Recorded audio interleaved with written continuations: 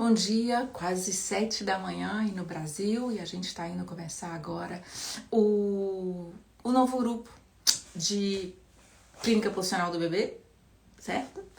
E eu só tenho 10 minutos, então assim vai ser um pouco rapidinho hoje, né?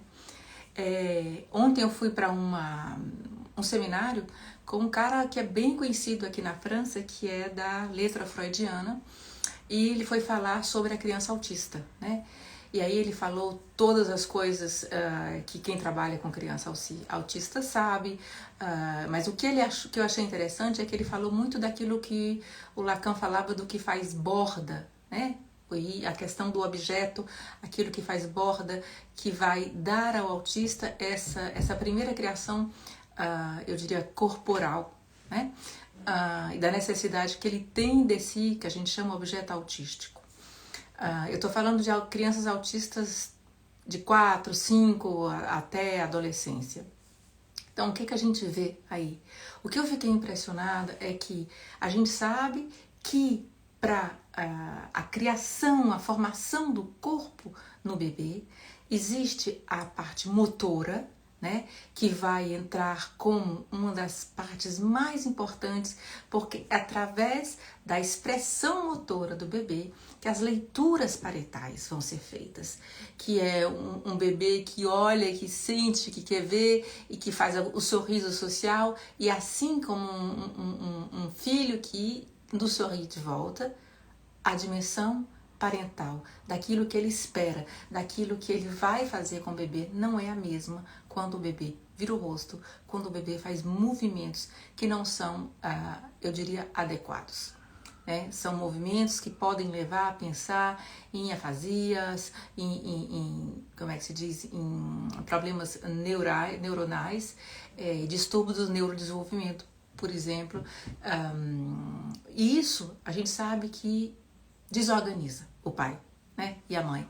Então, sabendo disso, das questões sensoriais, sabendo que a pulsão começa no corpo e que a gente precisa dessa tal de linguagem para poder dar corpo e incorpo ao organismo, por que é que não é levado em consideração a questão realmente sensorial da criança autista no momento das intervenções, no momento das interpretações?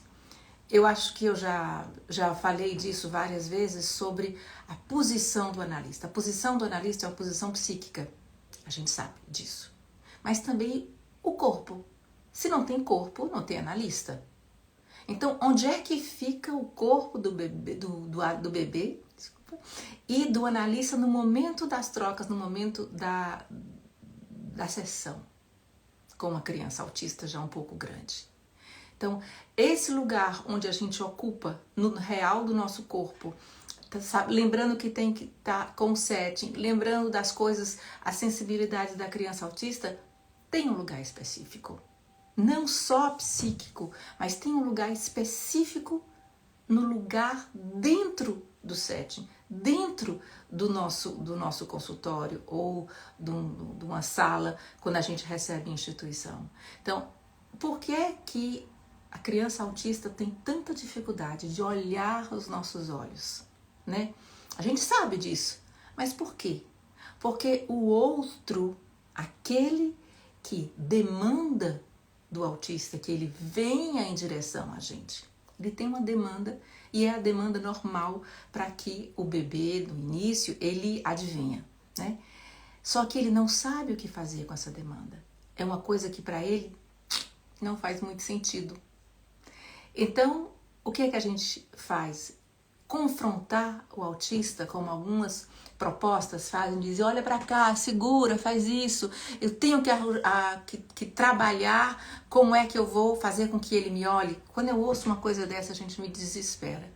A gente olha para aquilo que a gente gosta, a gente olha para aquilo que nos interessa, que seja por amor, ou que seja por ódio mesmo, por raiva. A gente olha com aquele olhar de quer matar, né? Mas tem sentimentos, tem afeto ali dentro. E a gente lembra quando Freud falava das representações dos afetos, que não são as mesmas coisas das representações pulsionais. Então, a gente sabe que a visão periférica da criança autista, ela é muito mais forte. Por quê? Porque é uma visão arcaica. É a primeira. É aquela que nos defende de saber se tem algum perigo chegando. Então, para trabalhar com a criança autista, é muito mais fácil se colocar ao lado, um pouquinho atrás, que ela possa usar uma fonte auditiva da pulsão invocante e uma fonte visual que ele controle.